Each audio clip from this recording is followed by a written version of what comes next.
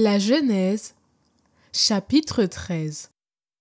Abram remonta d'Égypte vers le Néguev, lui, sa femme et tout ce qu'il possédait. Lot l'accompagnait. Abram était extrêmement riche en troupeaux, en argent et en or. D'étape en étape, il alla du Néguev jusqu'à Béthel, jusqu'au lieu où il avait planté sa tente auparavant, entre Béthel et Haï. En ce lieu où naguère il avait fait un autel, en ce lieu même, il invoqua le nom du Seigneur. Lot, qui accompagnait Abram, avait également du petit et du gros bétail, et son propre campement. Le pays ne leur permettait pas d'habiter ensemble, car leurs biens étaient trop considérables pour qu'ils puissent habiter ensemble. Il y eut des disputes entre les bergers d'Abram et ceux de Lot.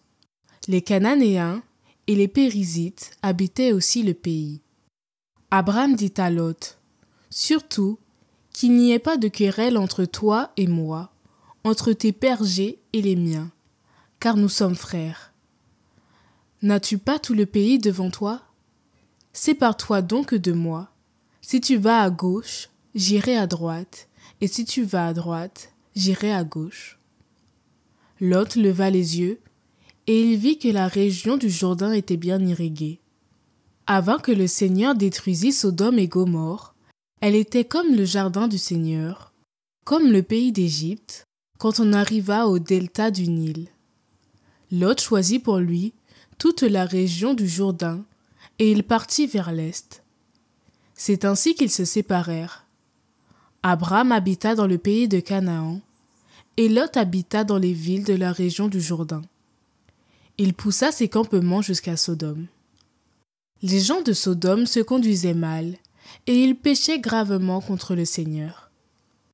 Après le départ de Lot, le Seigneur dit à Abram, « Lève les yeux et regarde, de l'endroit où tu es, vers le nord et le midi, vers l'Orient et l'Occident. Tout le pays que tu vois, je te le donnerai à toi et à ta descendance pour toujours. Je rendrai nombreuse ta descendance, autant que la poussière de la terre. Si l'on pouvait compter les grains de poussière, on pourrait compter tes descendants.